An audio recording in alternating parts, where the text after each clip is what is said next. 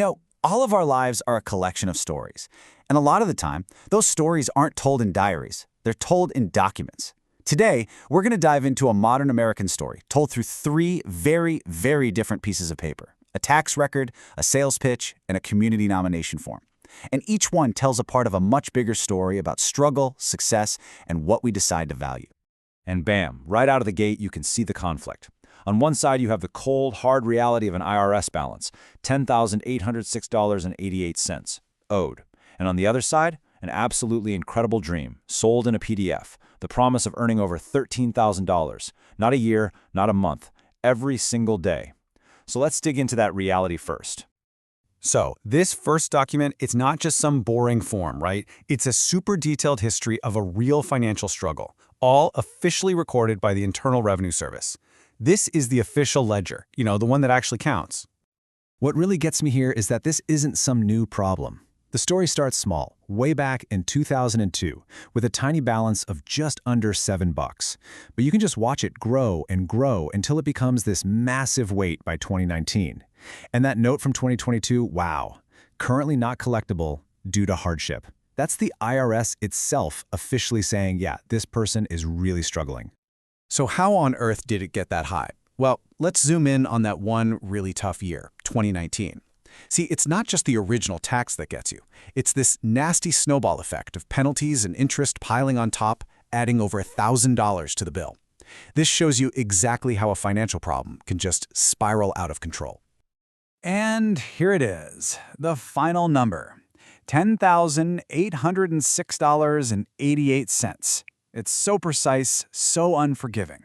It represents years of financial difficulty, all boiled down to one figure. Now, I want you to just imagine holding that debt, and then you stumbled across our second document. Okay, so let's do a complete 180 here. We are leaving the world of debt and diving headfirst into a world of dreams. We're trading the cold, hard ledger of the IRS for the blazing, hot promise of an online money-making blueprint. The shift in tone is immediate, isn't it?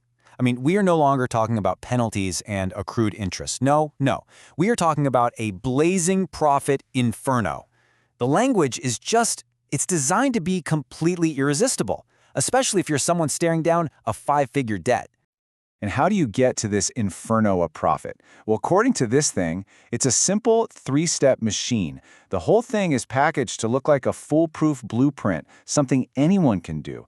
No tech skills, no experience needed. You just follow the steps. And this is the big pitch, right here. An absolutely enormous claim of almost $14,000 a day. It's a number so large, it's almost hard to wrap your head around. And that's the point. It's designed to just steamroll any doubt you might have. And of course, to make this whole dream feel real, you gotta have the stories, right? So first up, they give us Francisco in Venezuela. This isn't just a local thing, it's a global phenomenon.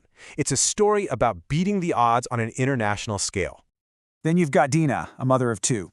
This story is all about being relatable. It's not about buying a yacht. It's about providing for your family, It's about that feeling of relief from financial stress. And then, just when you think it can't get any crazier, we get to Nick. This is the grand finale, the ultimate fantasy. In just 3 months, this guy supposedly made over $1.5 million. This is the life-changing generational wealth that the whole pitch is built on.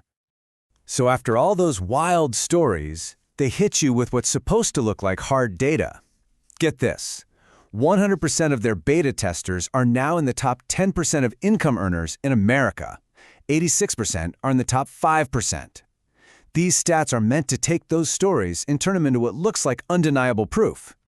And it all builds to this, the biggest number yet, $5 million and more. I mean, come on. This is the absolute peak of the dream, the total opposite of that IRS ledger we started with. After all that hype, it really makes you stop and think, right? Is this ledger, the one that only tracks dollars and cents, whether they're coming in or going out, is that the only one that matters? Is this whole financial tug-of-war the only game in town? And that's the perfect lead-in to our third and final document. The whole vibe here is just completely different. It's quieter, it's more thoughtful, and it proposes a totally different kind of ledger for measuring a life. What is it? It's an honors nomination form. Its entire purpose isn't to calculate profit or loss. It's to find and recognize people based on their character, the service they give, and the positive impact they have on everyone around them. And just look at the metrics here. They're completely different. Instead of daily earnings, you're looking at things like affiliations and leadership. Instead of profit margins, the focus is on key achievements and community impact. It's asking for a totally different kind of balance sheet altogether.